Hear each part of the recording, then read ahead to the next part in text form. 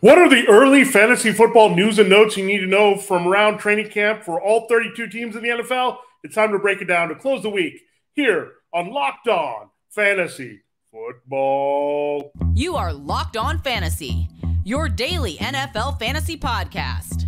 Part of the Locked On Podcast Network, your team every day.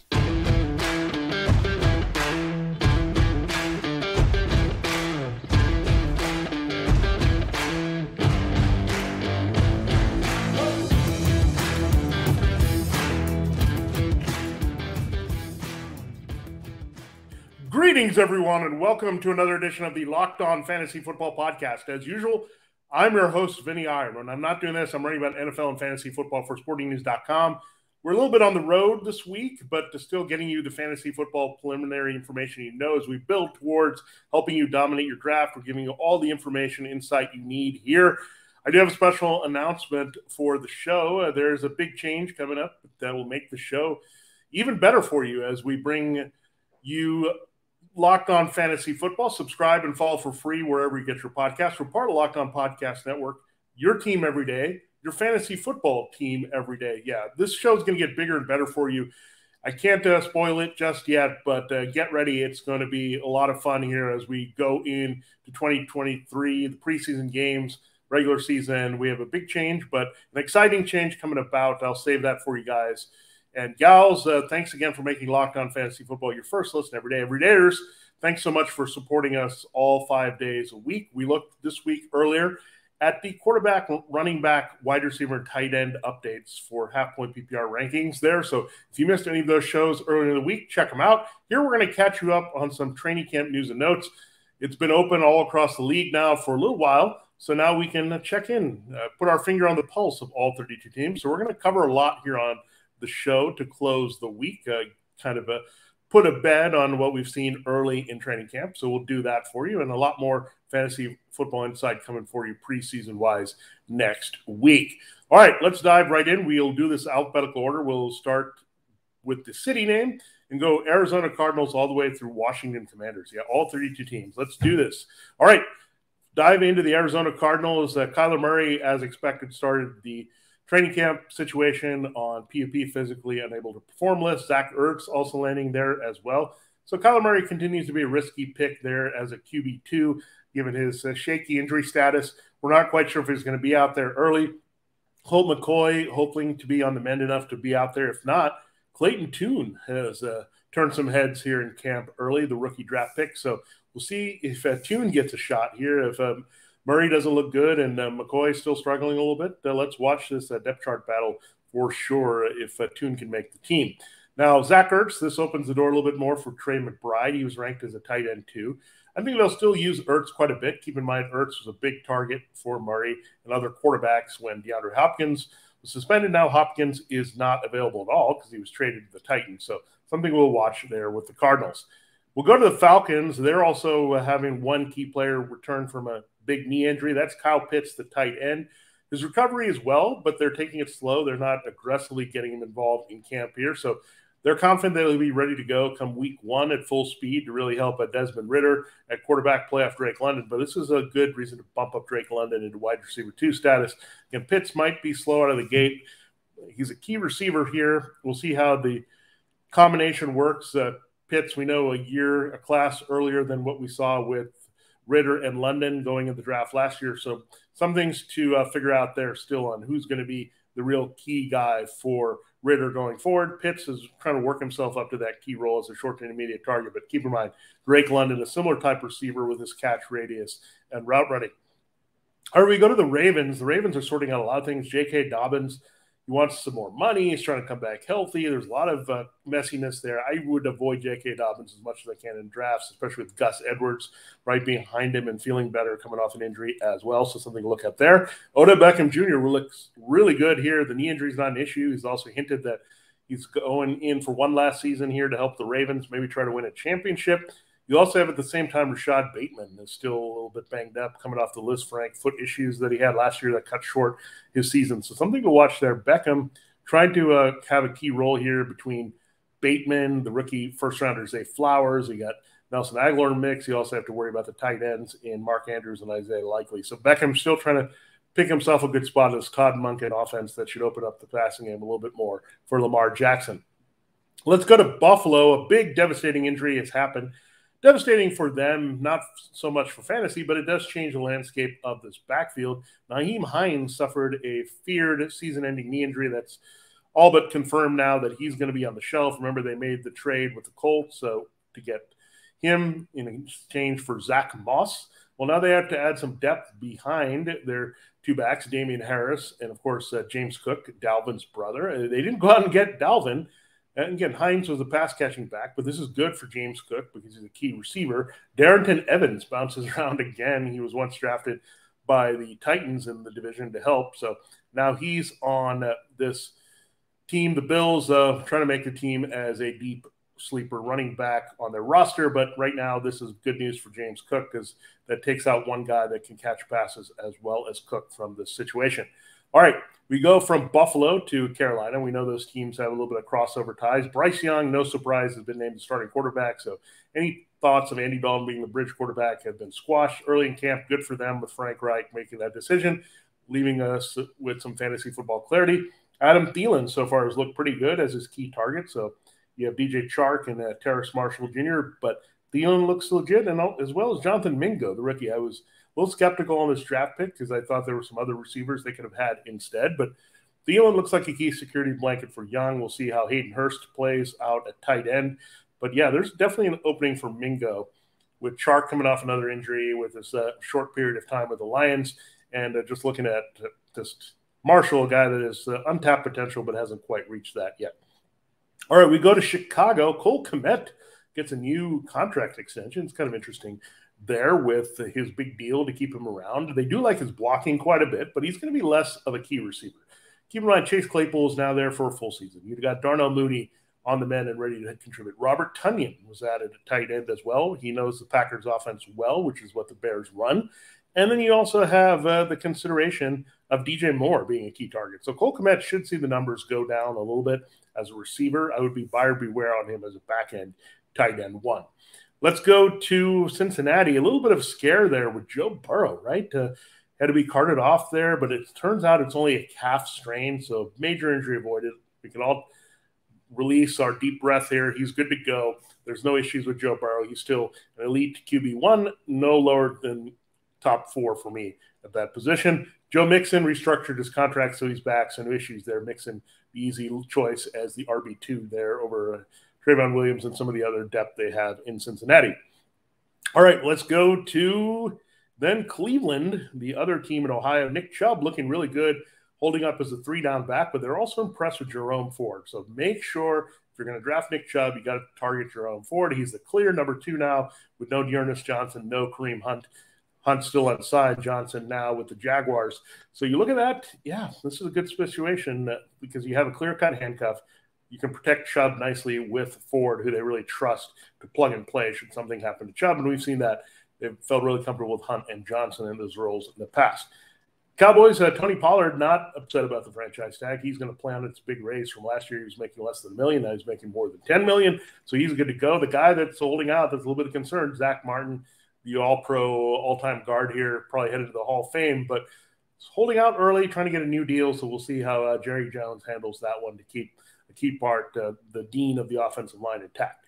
We go to the Broncos. Javonte Williams, they're confident that he's returning well from his torn ACL, so something to look at there that we like here with Javonte. So I think that's a good sign. But Samaje Perine still is a priority handcuff, much like we like Jerome Ford behind Nick Chubb. You look then at Detroit. Interesting, Sam LaPorta is rising, impressing as a rookie tight end, passing up some of those other guys on the depth chart pretty quickly.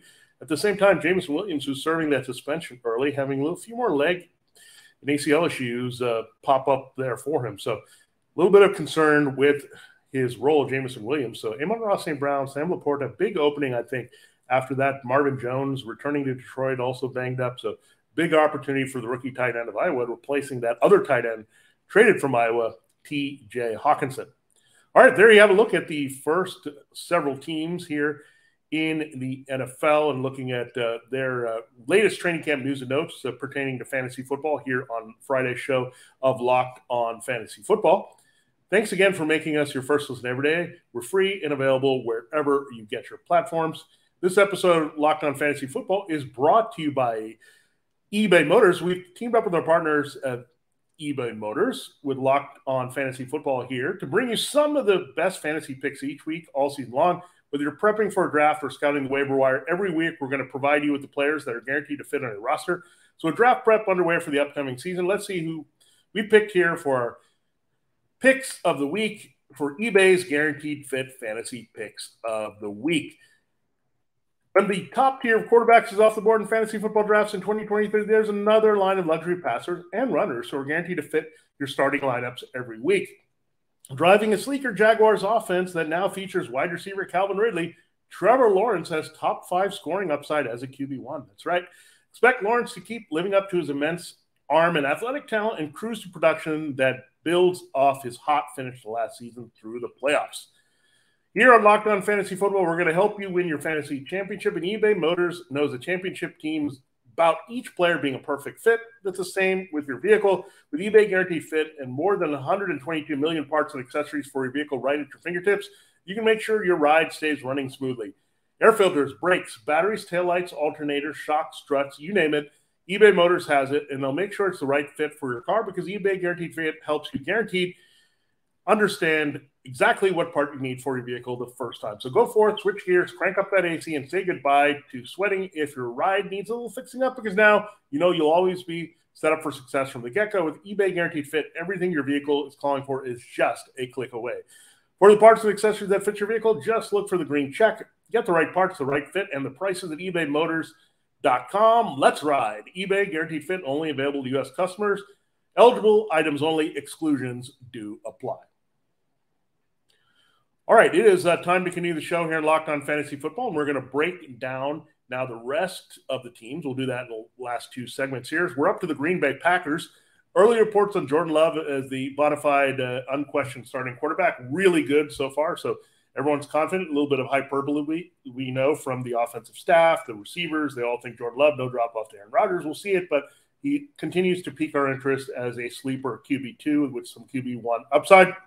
We look at Luke Musgrave, another rookie tight end that we're going to watch. So the tight end class was really strong. Musgrave fit in a good situation with the Packers. Tunyon went over to Kmet and the Bears. You also have LaPorta there in the same division in Detroit. So Musgrave we're going to watch. He easily displaced everyone else to be the key target.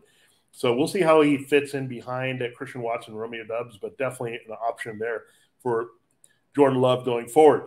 Houston, they're looking for some key receivers. John Mechie still having some mend issues here with a hamstring injury. So looks like you'll see still a lot of what we saw last year.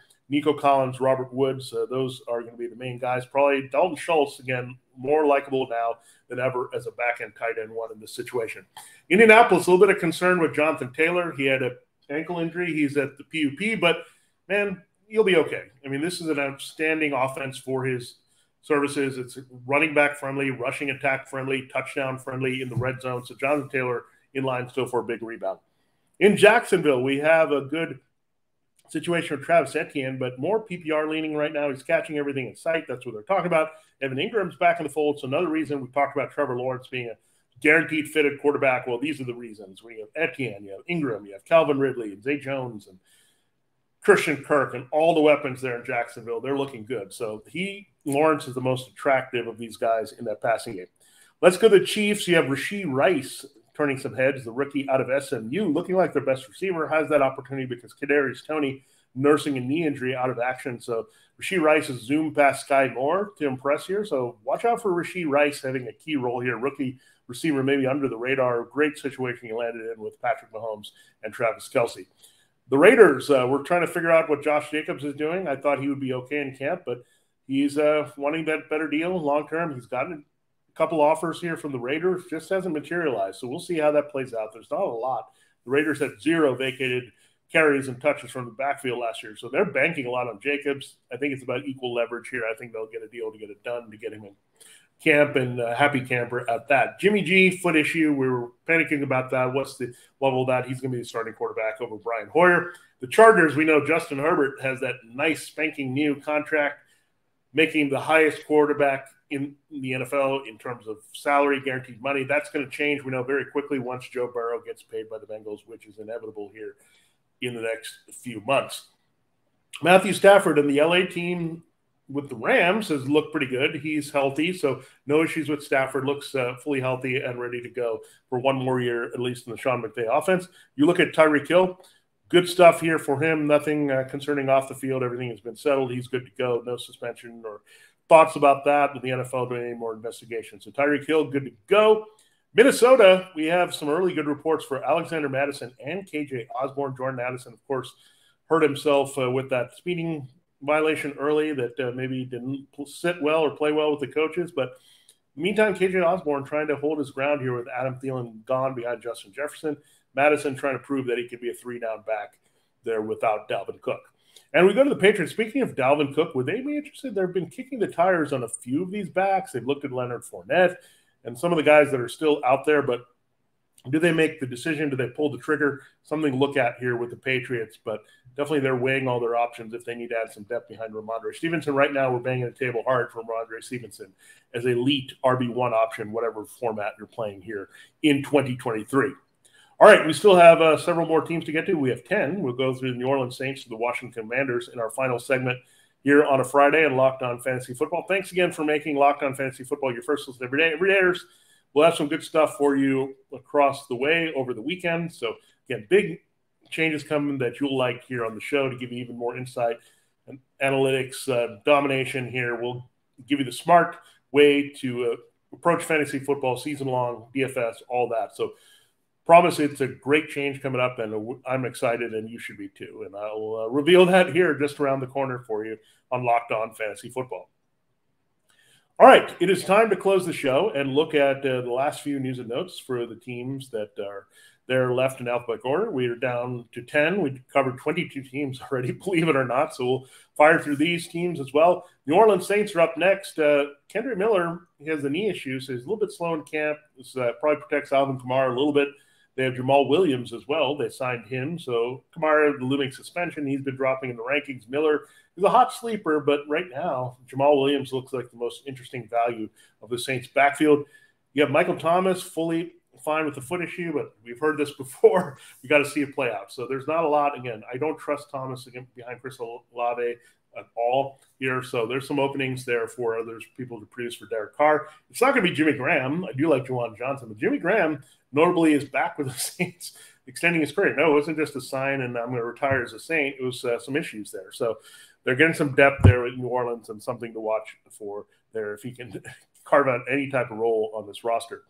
Let's go to the Giants. The big contract news was not Saquon Barkley, but Andrew Thomas, their excellent tackle. They've locked him up for run blocking and pass protection, 5 years, $117.5 million. Saquon did get a slight raise to come back for 1 year, $11 million. So they're good to go. Saquon is fine now, but still buyer beware on him. Don't be too aggressive with him as an RB1.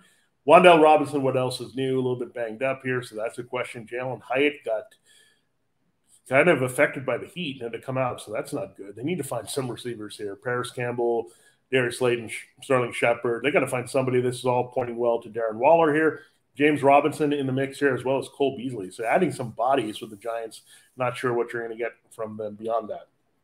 A little bit of scared Jets camp, where Garrett Wilson had a bit of an ankle tweak, but he should be good to go. Aaron Rodgers, the new contract, 2 years, $75 million, so he's committing to 2 years with this offense.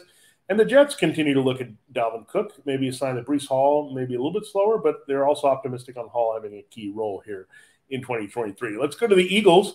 Surprising development there early. Rashad Penny getting the first team reps at running back, so something to look at there if he displaces DeAndre Swift. I think they're exploring all options. Maybe Penny's the power back, Swift is the receiving back, something to look at there. Same thing could develop in Pittsburgh here, where Jalen Warren is trying to work his way on the field as a key role with Najee Harris, so something that may not be denied there. You have also Allen Robinson, also shown up a little bit more as a key receiver and a target. So all things pointing well for Kenny Pickett when you also include George Pickens and Deontay Johnson. Pat Freiermuth looks going to be like he's healthy. And you got Harris, you got Warren, you got Calvin Austin maybe. So some real weapons there that are lining up to help Kenny Pickett's numbers.